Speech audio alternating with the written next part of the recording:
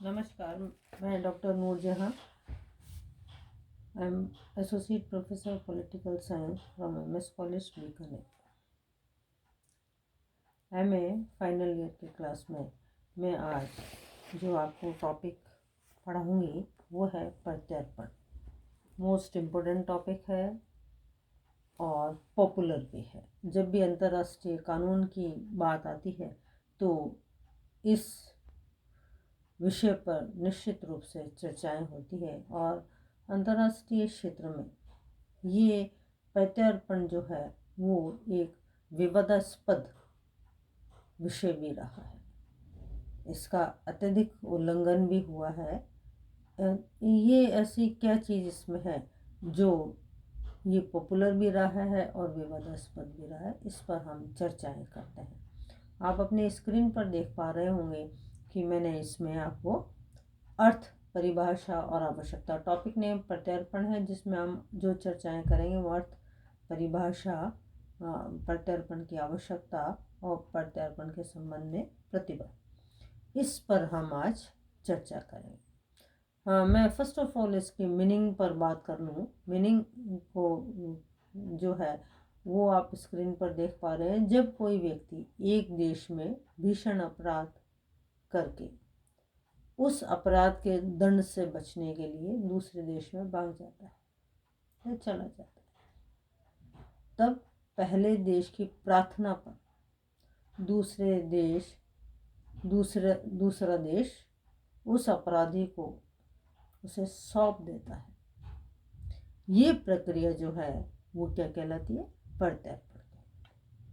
मैं इसको एक दूसरी भाषा में और स्पष्ट करूं कि जब कोई एक अपराधी अपराध करके एक देश में अपराध करके और उस देश को छोड़कर दूसरे देश में चला जाता है और दूसरे देश को हो सकता है कि वो बताए भी, दूसरे देश को इस स्थिति का मालूम भी हो और ना भी हो, लेकिन वो दूसरे देश में चला जाता है। अब दूसरा जो देश है जहाँ वो रह रहा है, अगर जहाँ अपराध हुआ है उस अपराध वाले देश, वो देश अगर प्रार्थना करता है, मांग करता है कि ये व्यक्ति जो आपके यहाँ शरण लिए हुए है, ये मेरे देश में अमुक अपराध करके आया है, अतः मुझे इसे दंड देना है, इसलिए आप इसे मुझे सौंप दें, वो इस चीज़ की प्रार्थना करता है। ठीक है। उस प्रार्थना पर अगर उस अपराधी को वो देश सौंप देता है, ये जो सौंपने वाला या देने वाली जो प्रक्रिया है वो एग्जिट प्रक्रिया जो है वो प्रत्यर्पण कहलाती है। प्रत्यर्पण के संबंध में विश्व स्तर पर हम अंतर्राष्ट्रीय कानून में बहुत सारे विवाद या वाद भी पढ़ते हैं, जो मैं अंत में आपको कुछ वाद की इसमें रेफरेंसेस दूंगी। लेकिन पहले हम इसकी प्राइमरी स्टेज है उसको देख लें कि ये जो अपराधियों को सौंपने की स्थिति है ना, वो प्रत्यर्पण कहलाती है। और एक बात और इसमें यह स्पष्ट है कि प्रार्थना पर, देखिए हाईलाइट है यहाँ, प्रार्थना पर सौंपना है। अब इसमें जो विद्वान रहे वो प्रोफेसर लॉरेंस रहे, परिभाषाओं के रूप में प्रोफेसर ओपनहिम रहे, प्रोफेसर स्टार्क रहे। इसके अलावा भी आपको बहुत सारी दूसरी परिभाषाएं भी इसमें उपलब्ध हो जाएंगी, जो संभवतः आप अपने नोट्स के साथ इसमें ऐड कर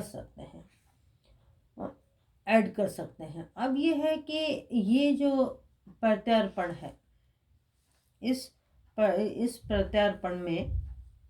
प्रत्यर्पण की आवश्यकता क्यों पड़ी? इस प्रत्यर्पण की जो आवश्यकता है उसके लिए आप देख रहे हैं कि मैंने 4 बिंदु आपके सामने रखे हैं। ये 4 बिंदु ये बताते हैं कि अब पहला बिंदु है अपराधी को दंड देने की इच्छा, दूसरा है साक्ष्यों की उपलब्धता, तीसरा बिंदु है प्रत्यर्पण से अपराधियों को भयभीत करना या अपराधी भयभीत रहते हैं, और चौथा अंतिम बिंदु इसमें आता है प्रत्यर्पण एक व्यवहारिक समस्या का समाधान है। इसमें मैं पहले बिंदु पर थोड़ी सी चर्चा करूं कि अपराधी को दंड देने की इच्छा। सामान्यतः ये होता है कि अपराध वो प्रवृत्ति है जो दूसरों को प्रभावित करता है, और प्रभावित करता है निश्चित रूप से, और इससे जो प्रभावित करने वाला वर्ग है, ये प्रभावित करने वाला व्यक्ति है, उसको उस अपराधी को, उस व्यक्ति को दंड देने की इच्छा प्रत्यर्पण की आवश्यकता को दर्शाता है। इसके अंतर्गत हम ले सकते हैं कि अधिकांश राज्यों में यह इच्छा पाई जाती है कि भीषण अपराध करने वाले को दंडित किया जाना चाहिए। यदि अपराधी का अपराध इतना भयानक है, इतना दंडनीय है कि वो उसके दंड से भागकर दूसरे देश में शरण ले चुका है, अतः उसकी इस प्रवृत्ति को रोकने के लिए, उस अपराध का दंड देने के लिए देश की जो इच्छा है, वो इच्छा शक्ति ने प्रत्यर्पण की आवश्यकता को उजागर किया। ठीक, अगर अपराधी को दंड देने की इच्छा ही नहीं हो तो प्रत्यर्पण की कोई आवश्यकता नहीं है। अतः अपराधी को दंड देने की इच्छा ने प्रत्यर्पण की आवश्यकता को उजागर किया। फिर दूसरा बिंदु आता है साक्ष्यों की उपलब्धता। अर्थात मतलब अपराधी है, अपराध करके चला गया। अपराध किसी भी देश में हो, अपराध का अर्थ अपराध ही होता है, उसको दंड दिया जाना चाहिए, ये बात हम सब जानते हैं। लेकिन जिस देश में अपराध हुआ है वहीं उसे दंड दिया जाए, ये क्या आवश्यकता है? जिस देश में उसने शरण ली है, जिस देश में वो चला गया है, भाग कर चला गया है, तो वहाँ भी तो कानून और न्याय व्यवस्था है, वहाँ उसको दंड क्यों नहीं दिया जा सकता? तो प्रत्यर्पण की आवश्यकता में दूसरी बात उजागर होती है कि साक्ष्यों की उपलब्धता। जहाँ उसने अपराध किया है, उस अपराध के जो साक्षी हैं वो उस देश में ही उपलब्ध होंगे जहाँ उसने अपराध किया है। अतः प्रत्यर्पण की आवश्यकता इसलिए है कि साक्ष्यों की उपलब्धता वहाँ निश्चित रूप से होती है, इसीलिए प्रत्यर्पण होना चाहिए। तीसरी बात आती है प्रत्यर्पण से अपराधियों को भयभीत करना, या अपराधी भयभीत रहते हैं। इससे यहाँ तात्पर्य है कि राष्ट्रीय क्षेत्र और अंतर्राष्ट्रीय दोनों ही क्षेत्र में हम इस बात से परिचित हैं कि अगर अपराध हो जाए और अपराधी न पकड़ा जाए या उसे दंड न मिले, उसे उसके अपराध की तुलना में दंड न मिले, तो दूसरे अपराधियों को इस बात को लेकर शेल्टर मिलती है। अतः ये शेल्टर न मिले, इस आवश्यकता ने प्रत्यर्पण की आवश्यकता को उजागर किया है। इससे यहाँ तात्पर्य है कि प्रत्यर्पण होने से अपराधी अपराध करने से भी भयभीत रहेगा, फिर वो अपराध ना करे। अगर उससे अपराध हो गया, उसे दंड मिला, तो उसके दंड को देकर दूसरे अपराधी भी भयभीत रहते हैं। अतः इस नेसेसिटीज ने, इस आवश्यकता ने, इस रिलेवेंस ने प्रत्यर्पण की आवश्यकता को उजागर किया। चौथा और अंतिम है प्रत्यर्पण एक व्यवहारिक समस्या है। प्रत्यर्पण एक व्यवहारिक समस्या है, इससे तात्पर्य है कि अपराध होना एक जहाँ मनुष्य हैं वहाँ आपराधिक प्रवृत्तियाँ भी होती हैं। अतः अपराध जहाँ हो गया है तो उसको दंड भी मिलना चाहिए। तो प्रत्यर्पण जो है वो एक जो सामान्य समस्या है अपराध की, उस समस्या के समाधान के लिए ये ज़रूरी है कि अपराधी का प्रत्यर्पण हो। अतः इन चारों आवश्यकताओं के मद्देनज़र प्रत्यर्पण की आवश्यकता अंतर्राष्ट्रीय स्तर पर महसूस हुई। अब अंतर्राष्ट्रीय स्तर पर ये आवश्यकता महसूस हुई निश्चित रूप से, और बहुत सारे इसमें वाद हमारे सामने हमारी पुस्तकों में उपलब्ध हैं। उन के माध्यम से पता चलता है कि विश्व स्तर पर बहुत सारे ऐसे अपराध हुए हैं जिनका प्रत्यर्पण हुआ है। लेकिन क्या कुछ ऐसे भी अपराधी हैं क्या जिनका प्रत्यर्पण नहीं होता? वो कौन से बिंदु हैं, वो कौन से अपवाद हैं जो अंतर्राष्ट्रीय कानून भी कहता है कि उनका प्रत्यर्पण नहीं? वो अपराधी हैं नो डाउट, लेकिन उनका प्रत्यर्पण नहीं हो सकता। उसके लिए आप स्क्रीन पर देख रहे होंगे, लास्ट के 3 बिंदु देख रहे होंगे।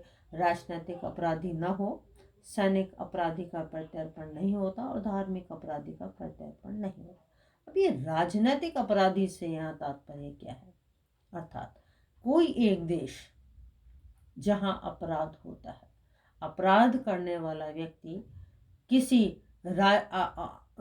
अपराध करने वाला व्यक्ति देश की राजनीतिक व्यवस्था के विरोध में है, या वहाँ स्वतंत्रता आंदोलन चल रहा है देश, या वहाँ की विचारधाराओं में परिवर्तन, राजनीतिक विचारधाराओं के एजिटेशंस चल रहे हैं, ऐसे में उस स्थिति का विरोध करने के लिए वो जो कोई अपराध कर दे और अपराध करके दूसरे देश में चला जाए,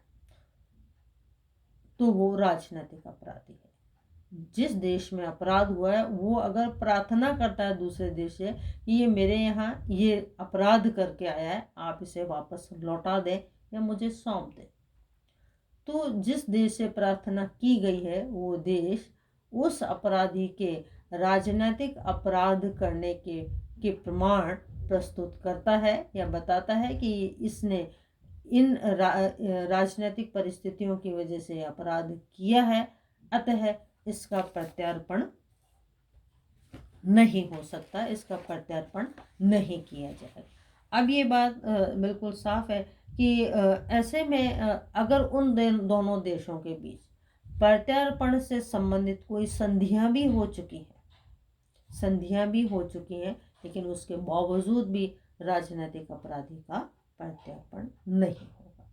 दूसरा है सैनिक अपराधियों का प्रत्यर्पण, यानी जो सैनिक हैं वो सीमाओं पर कोई अपराध करके दूसरे देश में चले जाते हैं, तो ऐसे में वो जब प्रार्थना पर पूछा जाता है कि सैनिक को वापस भेजा जाए, तो बताता है कि नहीं, ये सैनिक अपराध है और इसने सैनिक परिस्थितियों की वजह से अपराध किया, इसलिए इसका प्रत्यर्पण नहीं होगा।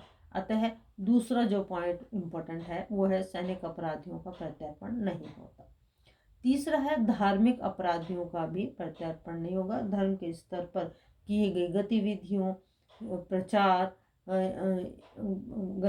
में, प्रचार में, अन्य कार्यों में जो लिप्त व्यक्ति होते हैं, अगर उनसे कोई अपराध हो जाए और वो दूसरे देश में चला जाए, तो उस अपराधी का भी प्रत्यर्पण नहीं होगा। तो ये बात बिल्कुल स्पष्ट है कि प्रत्यर्पण के लिए प्रतिबंधित जो कैटेगरी है वो 3 कैटेगरी है: राजनीतिक अपराधी, सैनिक अपराधी और धार्मिक अपराधी। इनका प्रत्यर्पण नहीं होगा। फिर किन किन अपराधियों का प्रत्यर्पण होगा, इस पर क्या प्रतिबंध है, उसके क्या क्राइटेरिया है, इसको हम आगामी क्लास में आपके साथ शेयर करेंगे। आज के लिए इतना, धन्यवाद।